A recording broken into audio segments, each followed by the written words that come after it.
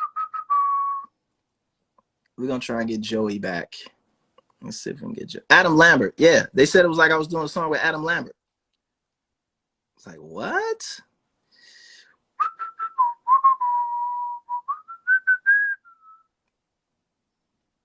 I need to find Joe.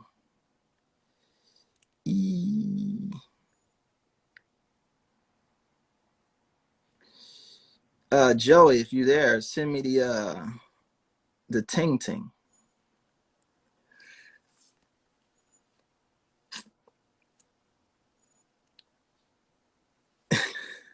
All right, here we go. Jay's back. Is this better? Yeah, you look. Is it better? You had feelings. You felt that this was a hit. Nigga, we came in with spins already, with plaques already. I already had multi-platinum plaques that were obsolete by the end of the month because we had already did another 2-3 times platinum. Right? So when you come into the building with that and you hand that to the label and say, hey, here's the video's already shot. You ain't gotta pay for shit. And Sony, the guy who did the song with, they'll do all the footwork. You ain't gotta do shit. You just need to release. Just sign a release. Take this free money. This free success. Right? Okay. You know what the niggas told me? It's like you're doing a song with Adam Lambert. It just doesn't feel right. Okay. I've heard that before. Right? So when you come in with plaques, it's a difference from like, I think this shit might work. This shit is hot. Y'all niggas hating on my style. They don't give a fuck about that. Bars, what you think, how good or bad I can rap. Nigga, I bought you. When you niggas don't respect the creative, artistic expression of music, all you care about is stats and money and your percentages. Even when you bring them niggas, they stats, they money and they percentages, is still gonna find a problem to keep you down. And that's what I figured out. That's what I figured out too, Lupe. That's why I retired and got the fuck away from these niggas. Yeah, but I didn't retire. I still want to rap. I still want to make music. I want to find a space that I can make it. I still do. But I don't care about selling records. Have a blast with that tortured shit. Fuck that. I mean, but you know I do other shit. I got companies in other countries and all type of shit. I know. Listen, you far from a dummy, goddamn. I never thought that you was doing bad. When they first did the 360 shit, you know what I told Lior? Lior didn't know we had and you probably didn't know, nigga, we had a label deal at Atlantic.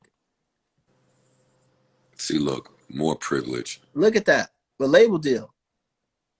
We didn't have like just a regular ass Lupe signed to Atlantic. I was never signed directly to Atlantic Records. Why would I do that?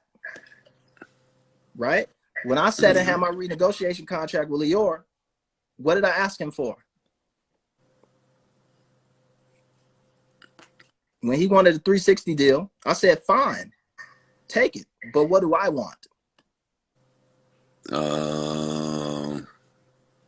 You didn't ask for your masters, did you? Of course I did. What did he say? Get out of my office. He said, what do you want him in, like a suitcase so you can carry him around with you?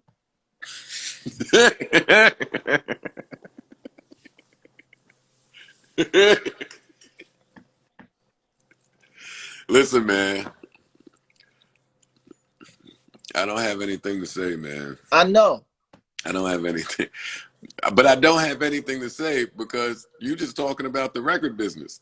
This is the record business. I know, but again, even with that said, that's not the case with everyone and everywhere. That's not the case with every label. I was trying my damnedest to get to Def Jam. My damnedest. Why? Why? Why? Lupe. Ask me why. Why? Because I would rather a black man do it to me than a white man.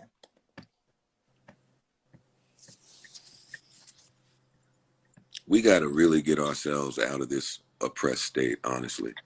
You hear that though?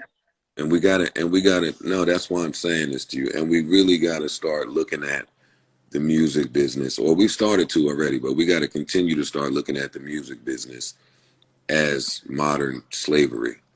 Because that's sad. It's not sad. I'd rather, when I got to act, who all got plaques for the cool? I do not know, but you had to pay for them, whoever got them. So I sent a plaque to Def Jam. Okay. Because I felt that, what's that bar? I didn't hear you. Who was running LaFace? L.A. Reid? Yeah. So I came up through L.A. Reid when L.A. Reid was CEO at Arista, right? Before he got the boot. And I genuinely, actually, and my whole team, we genuinely loved L.A. Reid. Like, even all of the shit and all of the record man shit, we still fuck with dude, because at least dude was a straight shooter. He'd tell you that shit was trash. I sat and watched him tell niggas just shit was like, I can't do nothing but respect that. Craig, I can't respect that. Yeah, that was my experience with L.A. Reid. We've since made peace, though. I love L.A. Reid. See? I sent L.A. Reid a plaque for the cool. Okay. Him, Karen Kwok, that whole side of it. Good old Love Karen. Kwok, right? Karen was efficient. Beast. She was nasty. She was good. She was dope. And niggas like, why would you send L.A. Reid a plaque for the cool? And I was like, because I respect L.A. Reid.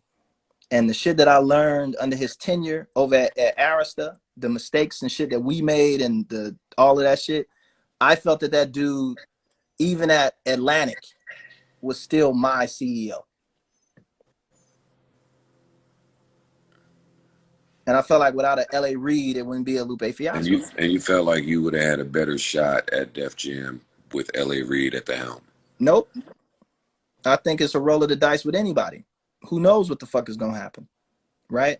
I would just have rather a black man did it to me than a white man. But how about no man?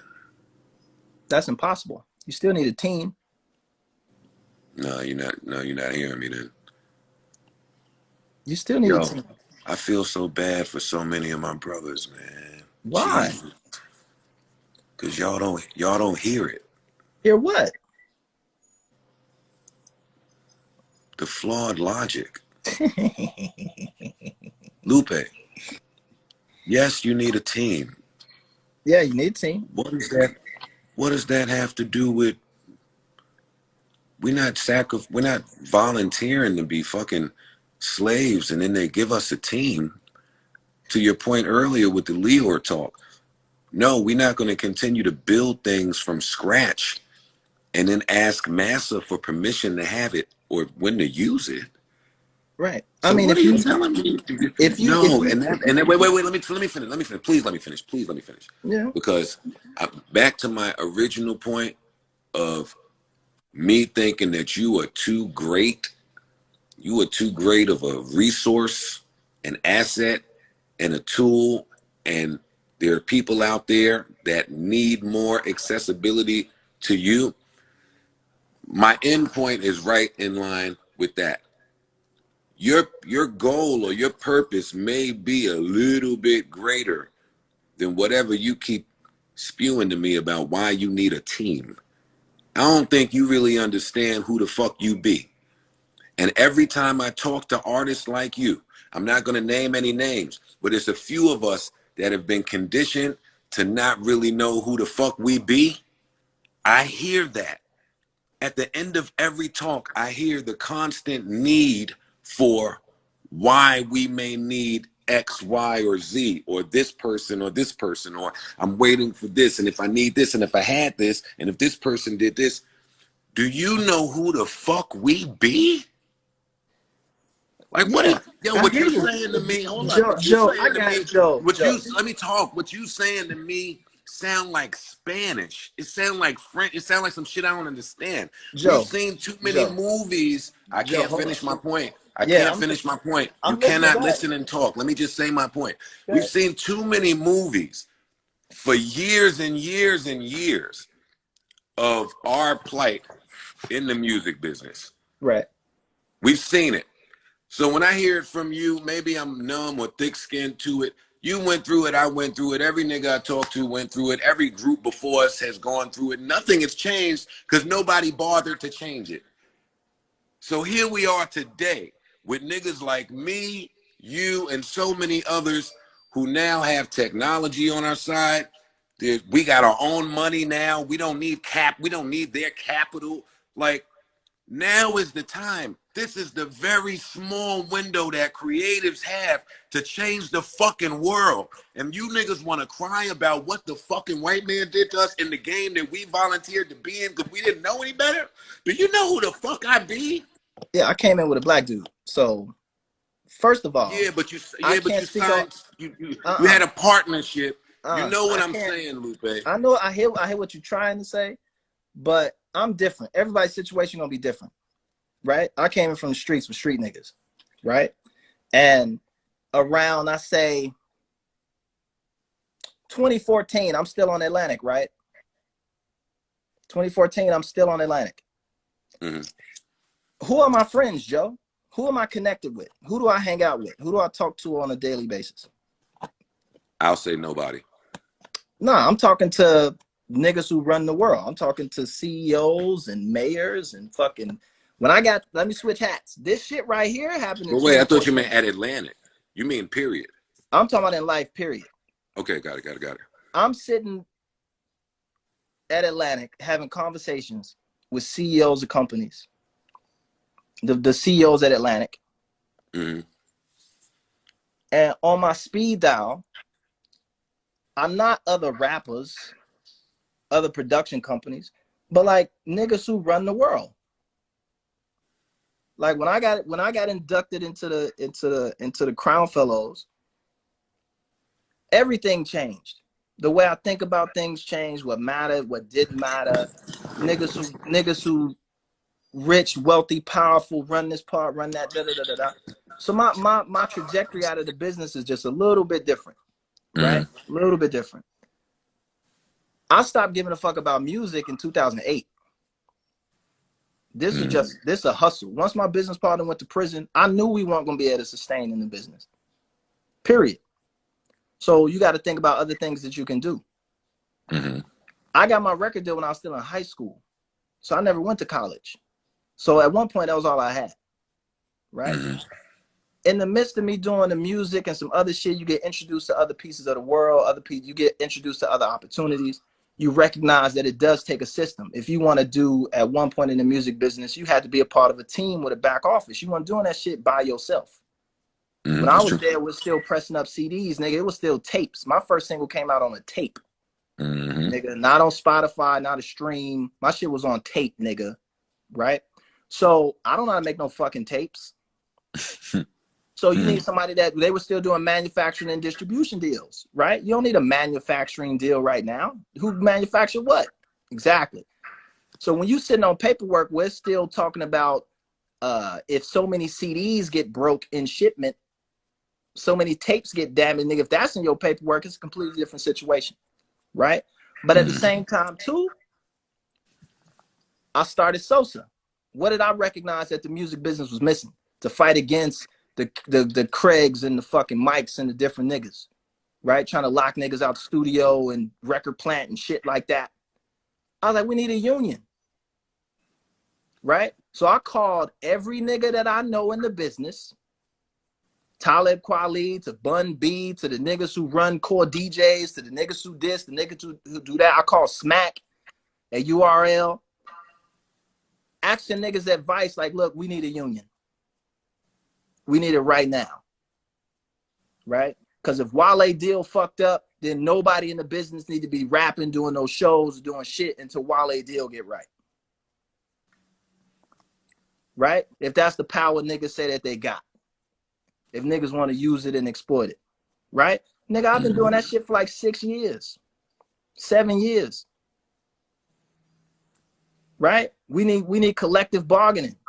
Because unless we got that, ain't none of this shit gonna work.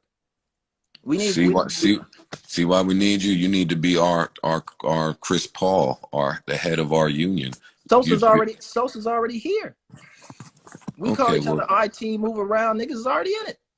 Okay, well you need. Guess who didn't want to be in the shit? Oh. Cause I asked you, nigga. You asked me what? Joe, you want to come and be a part of Sosa, nigga? You need to jump down on the social shit. Yo, let me figure it out. Let me see what it.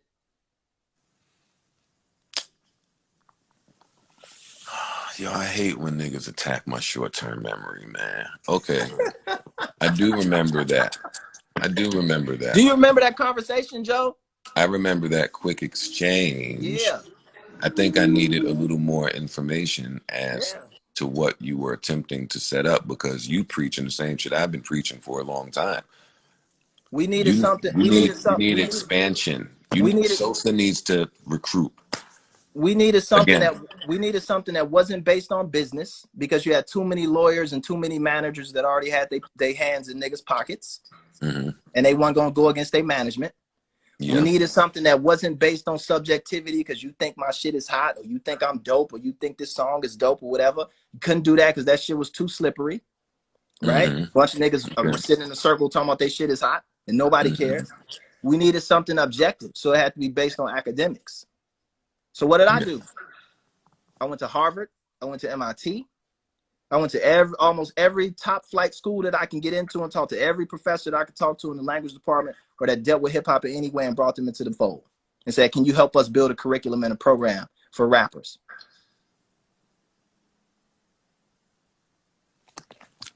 How many rappers are a part of this? Right now, there's about 30. It sounds to me like you've been hoarding information. I ain't been hoarding shit. Go back through my IG. Look how I was. See, look at who Black Thought's of IT. See, this Lupe. This is King gonna happen. Los. King Listen Los to is me. IT. Oh, Los is another one. I'm sure Los is IT. I asked Bun B 5 years ago to be the president. What'd he say?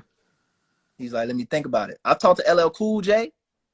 Nigga, I've been on, trust me, I ain't been fucking around, Joe. I'm not one of them niggas. I'm not just sitting around out of white man keeping me down shit. Like, I'm not that nigga. Period. Okay. I gotta check. That would have hurt my soul. You feel me? So don't get it twisted, Joe. Lupe Fiasco's been out here putting in the work. Once I realized that my career was a rap, which it is, I can still go on tour though. Like, don't get me wrong. I make my money from Jerome on the road, be on tour. I could go rock a fucking college, for real, right? Yeah, but I'm but you know, sell out no motherfucking stadium. But you know why I appreciate you? Because you'll pop out and remind niggas hey now and again. I clean niggas clock on this rap shit. Don't get it confused. I get into my bag, I'll fuck any nigga up on any given Sunday, and I can still turn around and push out a hit if I really wanted to. Talk about it, right? Mm-hmm. So Joe, that's what I've been doing, right? All right. When I make a statement like I'd rather a black man do it to me than a white man do it to me, I fucking mean that. I'm not just saying that out of some oppressed mental mind state. Nigga, my last album has the currency for the slave trade on the cover of that shit. Like, Lupe. Yes, Joe. Let's let your movement be more inclusive. You gotta start with a strong foundation. You just can't have any and on everybody. You gotta have niggas that's down for it. Most niggas don't want to sit in a circle and talk about metaphor theory and communication theory and what's the difference between a symbol and a logo. My favorite thing to do is to sit Indian style in a circle and talk to people about theories. I just been doing it with bartenders. You funny. All right, so then let's do it. This is what we're studying right now, cognition. It's called the literary mind, the origins of language and of thought and language. Got this from a couple professors up at MIT. We've already went through one course of this at Sosa. If anybody's out there on Joel's shit that raps and want to go deeper, you got to build your foundation off of something that's solid. Now, where y'all studying? Where y'all studying this? Because I want to read it. We do a conference call. When? We've been doing them. We did them. We haven't been doing them as of recently because one of our apprentice. We do apprentice classes, and they were doing their first year of apprentice class. They do a call every week. We study rap history. We study metaphor theory. We study language theory. The foundation of anything that has to do with poetics. This ain't something that I got to be like jumped into, right? Y'all don't have like an initiation process. There's an application process, for sure. And there's midterms and finals. We play games. We play rap chess. We do all kinds of shit. Lupe, listen, y'all play chess without me. But when y'all are having this cognitive meeting, I would like to be a part of that. It's rap chess. We play battle rap with a chess clock. Yo, this nigga needs a doc. You were so interesting to me. I'm not one of them niggas, Joe. And, Yeah. We could talk about this offline, but I'm not one of them niggas. Don't put me in that box. No. I've taken you out of it. You've Thank never you, been in it. You're not in that box. I appreciate you. I love you. I want to be on the cognitive call. Look, you got to get the book though, because we ain't just have niggas on the call talking about nothing. It's The Literary Mind. We can start from here. I want the book. Written by Mark Turner. No, listen. Today, later on, text me, man, because I want a copy of that book. I'm serious about that. Niggas on Amazon right now. Yo, I'm not buying the shit for you. Shit probably like $3 right now. Get the book, nigga. It's $3. Get the book, and they got the Kindle version, so no excuses. Get that book. Okay. Read that shit. We talk about it. Well, take a picture of the cover and send it to me then. Yes. So I can get the book. Yes, Joseph. Thank you. Goodbye, Lupe. Bye, Joe. Hey.